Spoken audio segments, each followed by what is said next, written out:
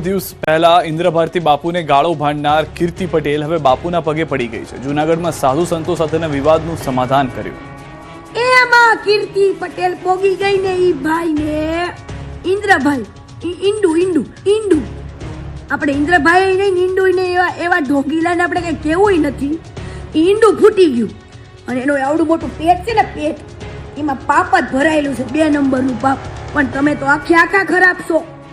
આખા આ કીર્તિ પટેલ એટલે જ બોલવું પડતું.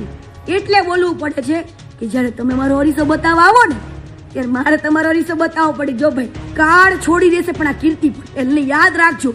કીર્તિ પટેલ છે ને ડબલ જીગરવાળી છે. ડબલ જીગરવાળી કીર્તિ ચૂપચાપ ઇન્દ્રભારતી બાપુ પાસે પહોંચી અને ચરણોમાં શીશ ઝુકાવી આશીર્વાદ લઈ લીધા. કોણ છોડશે પણ કીર્તિ નહીં છોડે તેવા તેજાબી શબ્દો બોલનારી કીર્તિ બાપુનું સાલ ઉડાડીને સન્માન કરતી દેખવા મળી.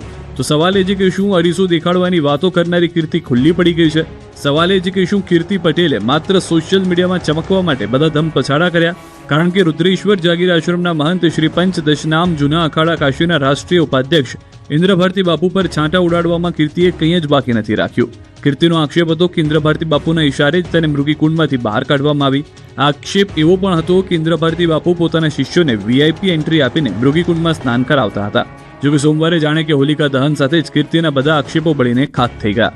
ભારતીય આશ્રમના મહંત હરિહરાનંદ બાપુ તથા મહેન્દ્રનંદ ગિરિબાપુ તથા અન્ય લોકોની હાજરીમાં કીર્તિએ ઇન્દ્રભારતી બાપુને સાલ ઉઠાડી શીશ ઝુકાવીને આશીર્વાદ લીધા અને સમાધાનની જાહેરાત કરી. સાથે જ વિડીયો પણ જાહેર કર્યો કે ભારતી પરિવારને ભાંગવાની ઘણાએ કોશિશ કરી પરંતુ ગિરનારી મહારાજે મેળ ન પડવા દીધો. સમાધાનના જાહેર થયેલા વિડીયોમાં બીજી પણ એક મજાની વાત છે. બધા જ વેરઝેર મનભેદ ભૂલીને બધા હળવાશના મૂડમાં જોવા મળ્યા. ત્યાં સુધી કે મહેન્દ્રનંદ ગિરિબાપુએ તો કીર્તિને ધારાસભ્ય બનાવવાની મહેચ્છા વ્યક્ત કરી દીધી અને એ માટેનો આઈડિયા પણ આપવાની તૈયારી દર્શાવી. આ મહાશિવરાત્રિની મધ્યરાત્રિથી શરૂ થયેલો આ વિવાદ હવે 16 દિવસે શાંત થયો છે. ઇન્દ્રભારતી બાપુને ખુલ્લા પાડવાની વાતો કરનારી કીર્તિ બાપુ સામે આવીને નતમસ્તક થઈ ગઈ. એવામાં સવાલ એ છે કે શું ખરેખર કીર્તિના દાવાઓમાં કોઈ દમ હતો કે માત્ર સોશિયલ મીડિયામાં ચમકવા માટેનો સ્ટન્ટ? જો સ્ટન્ટ હોય તો સવાલ એ પણ છે કે આ રીતે સનાતન ધર્મના કોઈ સંતને બદનામ કરવા માટે આ પ્રકારની હરકતો કેટલી યોગ્ય? સુરતની 2024ની લોકસભા સીટનો ખેલ હવે ખુલ્લો પડ્યો. નિલેશ કુંભાણીએ કર્યા ખુલાસા. રાજકારણમાં કહેવાય છે કે અહીં જે દેખાય છે તે હોતું નથી અને જે હોય છે તે દેખાતું નથી. અમરેલીના રાજુલામાં જે દ્રશ્યો સર્જાયા તે કંઈક અલગ જ વાર્તા કહી રહ્યા છે. સુરત લોકસભા બેઠક પર કોંગ્રેસના સુપડા સાફ કરી ભાજપની ઇતિહાસની પ્રથમ બિનહરીફ જીતની ભેટ ધરાવનાર કોંગ્રેસના સસ્પેન્ડેડ નેતા નિલેશ કુંભાણીએ હવે આ મુદ્દે મોટો ખુલાસો કર્યો. લોકસભાની ચૂંટણીના પોણા 2 વર્ષ બાદ નિલેશ કુંભાણીએ ચૂંટણીમાં ફોર્મ પરત ખેંચવા મુદ્દે ઘટસ્ફોટ કર્યો કે કોંગ્રેસે 2017ની ચૂંટણીમાં પૈસા લઈને ટિકિટ આપી બાદમાં કાપી નાખી હતી. જે વાતનો 2024ની ચૂંટણીમાં બદલો લીધો હોવાનું સ્વીકાર્યું. નોંધનીય છે કે 2024ની લોકસભાની ચૂંટણીમાં સુરત કોંગ્રેસે નિલેશ કુંભાણીને ટિકિટ આપી. કુંભાણીએ ફોર્મ ભર્યા બાદ પરત ખેંચ્યું હતું. જે દરમિયાન તાજેતરમાં રાજુલામાં કુંભાણીની ફેક્ટરી પર ગુજરાત ભાજપના ચાણક્ય ગણાતા પૂર્વ પ્રદેશ અધ્યક્ષ CR પાટીલની હાજરી અને તેમની સાથે નિલેશ કુંભાણીનો હાથમાં હાથ નાખીને ફરતો વિડીયો વાયરલ થતા જ રાજકીય ગરમાવો ચરમસીમાએ પહોંચ્યો. આ અંગે કુંભાણીએ સ્પષ્ટતા કરી છે કે હજી કોઈ વિચારણા નથી. ત્યારે પ્રશ્ન એ થાય છે કે શું એક સસ્પેન્ડેડ વિપક્ષી નેતાના ઘરે કે ફેક્ટરીએ CR પાટીલ માત્ર ચા પાણી પીવા જાય ખરા કે પછી આ કેસરિયાની પૂર્વ તૈયારી છે? રાજકોટના મેયરના પતિના ગેરકાયદે બાંધકામને લઈને કોંગ્રેસે કર્યો વિરોધ. મેયરે પ્લાસ્ટિકનો બંગલો આપે તે પહેલા જ ઘર્ષણ થયું.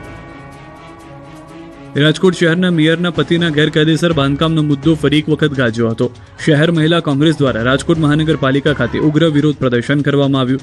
મેયરના પતિદેવ વિનોદ પેઢડિયા દ્વારા સંત કબીર રોડ ઉપર શિવશક્તિ સોસાયટીમાં શ્રી સરકાર થયેલી સૂચિત સોસાયટીની જમીન પર કરવામાં આવેલા ગેરકાયદેસર બાંધકામના મુદ્દે મહિલાઓએ હલ્લાબોલ કર્યો. હું ભ્રષ્ટાચારી મેયર છુંના પોસ્ટર બતાવવામાં આવ્યા. જે બાદ મેયરનો ઘેરાવ કર્યો. જોકે કોંગ્રેસની મહિલા કાર્યકર્તાઓને મેયરને પ્લાસ્ટિકનો બંગલો આપતા અટકાવવામાં આવ્યા હતા. આ દરમિયાન મહિલા કાર્યકર્તાઓએ હાય રે મેયર હાય હાયના નારા લગાવી છાજ્યા લીધા. જે વખતે મહિલા કાર્યકર્તાઓને પોલીસ વચ્ચે ઘર્ષણ થયું. જોકે આ અંગે મેયરે કહ્યું કે મને કોણ ફસાવે છે તેનું નામ લઈ વિવાદમાં પડવા માંગતો નથી.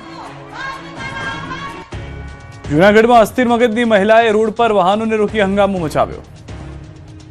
રોડની વચ્ચે જ એક મહિલા ઊભી છે જે વાહન નીકળે છે તેને રોકવાનો પ્રયાસ કરે છે. કાર ચાલક ન રોકાતા કારમાં મુક્કો માર્યો. બાદમાં એક્ટિવામાં જતી બે મહિલાને રોકી અને મહિલાઓને પાડી દીધી. હોબાળો મચાવ્યો. મહિલાને મારવા લાગી અને રોડ પર હોબાળો મચાવ્યો અને જાણે હાથમાં ગન હોય અને તેને ગોળીબાર કરતી હોય તેવા નાટક કરવા લાગી, જેથી વાહન ચાલકો ગિન્નાયા. પોલીસની જાણ કરી. પોલીસ ઘટના સ્થળે પહોંચી અસ્થિર મગજની મહિલાને પકડી પોલીસ સ્ટેશન લઈ જવામાં આવી. સમગ્ર ઘટના જૂનાગઢના ચોરવાડ હાઈવે પર બની. હોબાળો મચાવનાર મહિલા કચ્છની હોવાનું સામે આવ્યું. પોલીસે મહિલાને સહી સલામત પરિવારને સોંપી.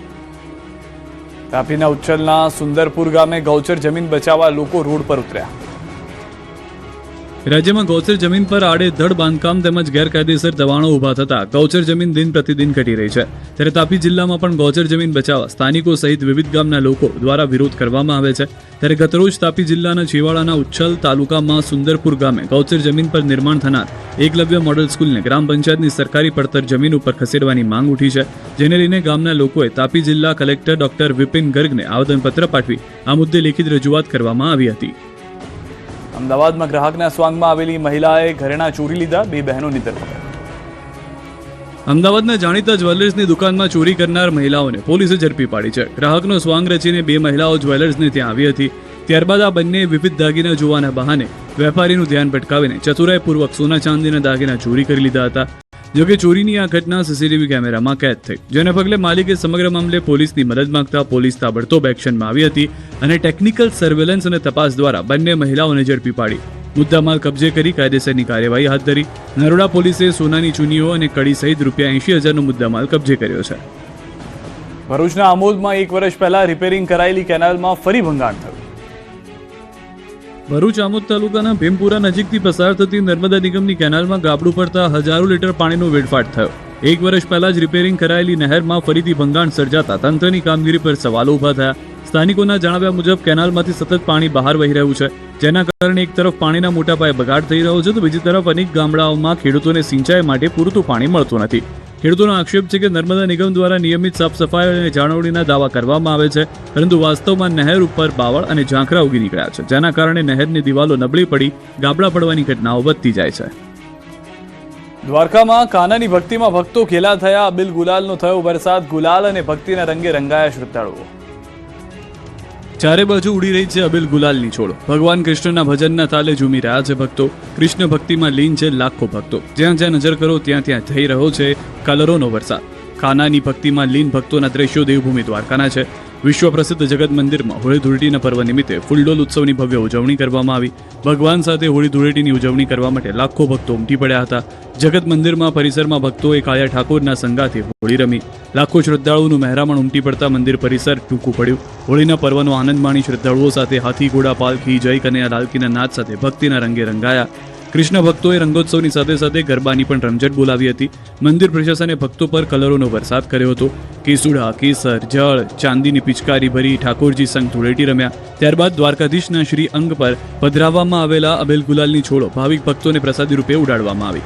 બીજી તરફ બાળકોથી માંડીને વડીલો આ ઉત્સવમાં ભાગ લેવા હોંશે હોંશે ઉમટ્યા. ઠાકોરજીના બાળ સ્વરૂપને નિજ મંદિરના હોજમાં લાવવામાં આવ્યા. એ સમયે ભક્તો ભક્તિરસથી તરબોળ થઈ ગયા.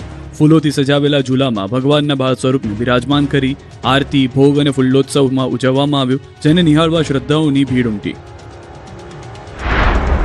દુબઈ ફરવા ગયેલા ગાંધીનગરના સિનિયર સિટીઝન બર્થડે ગ્રુપના સભ્યો ફસાયા. 25 ફેબ્રુઆરીએ 30 વડીલો અને મેનેજર દુબઈ પહોંચ્યા, પરંતુ યુદ્ધના કારણે એરપોર્ટ અને એરસ્પેસ બંધ થતા ગાંધીનગરના વડીલો ફસાઈ ગયા છે. ત્યારે સરકાર સમક્ષ માંગી મદદ. સુરત શહેરમાં ધૂળેટી પર્વની અનોખી ઉજવણી થઈ. પોલીસ કમિશનર અનુપમસિંહ ગેહલોતે દિવ્યાંગ બાળકો સાથે ધૂળેટી રમી ઉજવણી કરી. બાળકોને પિચકારી અને રંગો આપી ખુશીના રંગોમાં રંગાયા હતા. તો ચંદ્રગ્રહણને લઈને આજે અંબાજી મંદિર બંધ રહ્યું. અંબાજી મંદિરના પટ બંધ કરાયા. વહેલી સવારે અંબાજી મંદિરમાં આરતી કરી, જેમાં મોટી સંખ્યામાં માઈ ભક્તો જોડાયા. ચંદ્રગ્રહણ પૂર્ણ થતાં રાત્રિના 9:30 કલાકે માતાજીની આરતી કરી મંદિર ફરી ખુલશે. આવતીકાલે તારીખ 4 માર્ચથી મંદિરના દર્શન રાબેતા મુજબ શરૂ થશે. અમદાવાદના નરોડા વિસ્તારમાં જૂની ચલણી નોટો વટાવવાના એક મોટા